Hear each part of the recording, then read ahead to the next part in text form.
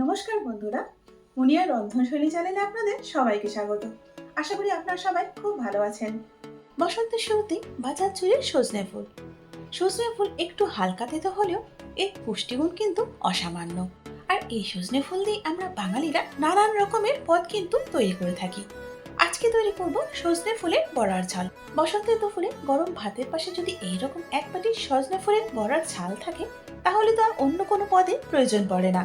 শরীরের জন্য অত্যন্ত উপকারী এই পদ খুব তাড়াতাড়ি যেমন তৈরিও হয়ে যায়, তেমনি তৈরি করতে খুব বেশি তেল মশলার প্রয়োজন পড়ে না। চলুন তাহলে দেখে নেওয়া যাক কি করে তৈরি করতে হয় এই সজনা ফুলের বড়ার ঝাল। এখানে আমি 100 গ্রাম সজনা ফুল নিয়েছি। ফুলগুলোকে প্রথমে ভালো করে বেছে নিয়েছি। নেওয়ার পর 5-6 বার খুব ভালো করে ধুয়ে নিয়েছি। নিয়ে এখন এর মধ্যে দিয়ে দিচ্ছি হাফ কাপ বেসন। বেসনের সাথে এখন এখানে দিয়ে দিচ্ছি 3 টেবিল চামচ চাল গুঁড়ি। এরপর দিয়ে দিচ্ছি 1 চা চামচ লঙ্কা বাটা ও 1 টেবিল চামচ আদা বাটা। দিয়ে দিচ্ছি হাফ চা চামচ কালো জিরে। যেহেতু বেসন দিয়েছি, দিয়ে দিচ্ছি কটা চা চামচ হিং। এর সাথে নুনটা দিয়ে দিচ্ছি স্বাদ মতো। নাও টাইম টু মিক্স। প্রথমে জল ছাড়া সবকিছু একসঙ্গে ভালো করে একবার মিশিয়ে নিচ্ছি। এবার এর মধ্যে দিয়ে দিচ্ছি কটা চা চামচ হলুদ। হলুদটা দেওয়ার পর আবার সবকিছু একবার মিশিয়ে নেব। দেখুন বন্ধুরা, এখানে সমস্ত কিছু আমি খুব ভালো করে মিশিয়ে নিয়েছি। তবে এটা কিন্তু এখন বড়ার আকার দেওয়া যাবে না, সেই জন্য এখানে অল্প একটুখানি জল দিয়ে নিচ্ছি, যাতে করে খুব সহজেই বড়াগুলো তৈরি করা যায়। এখন জলটা দেওয়ার পর সবকিছু আবার একবার খুব ভালো করে মেখে নিচ্ছি।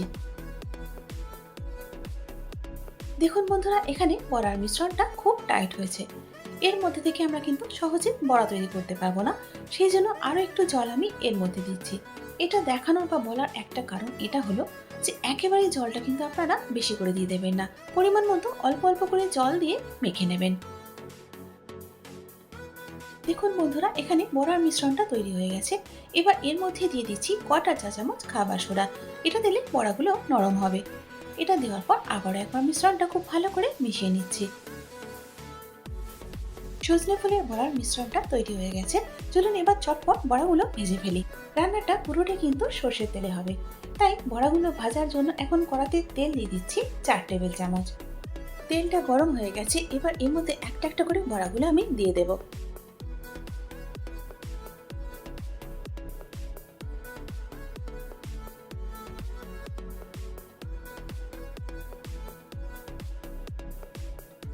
মিডিয়াম হিটে 3 থেকে 4 মিনিটের জন্য বড়ার এক সাইডটা ভেজে নেওয়ার পর এখন এগুলোকে আমি উল্টিয়ে দিচ্ছি।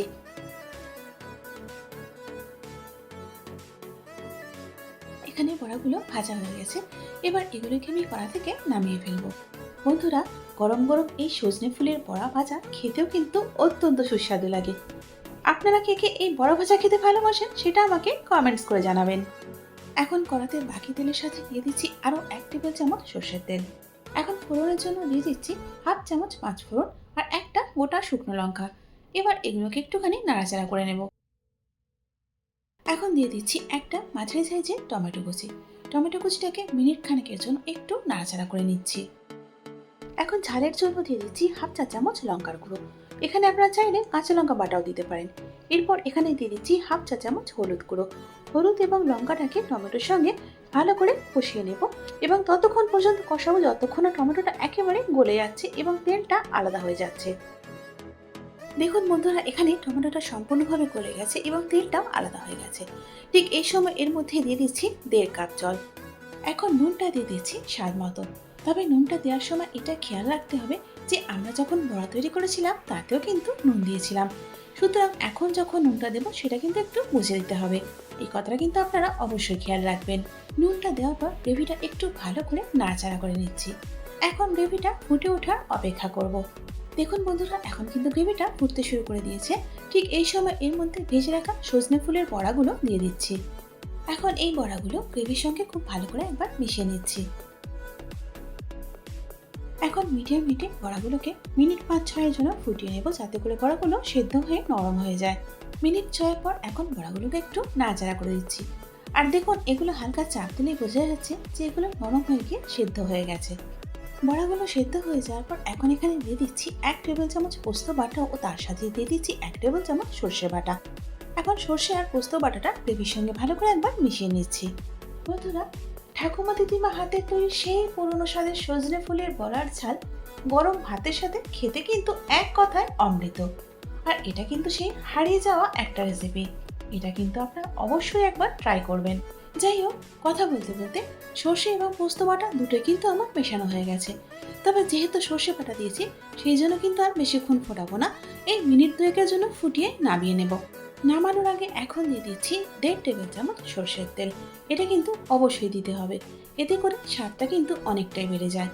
এবার সর্ষের তেলটা একবার ভালো করে বড়ার ঝালের সাথে মিশিয়ে নিচ্ছি। সর্ষের তেলটা দিয়ে নেড়েচেড়ে নেওয়ার পর গ্যাসটা আমি বন্ধ করে দিয়েছি।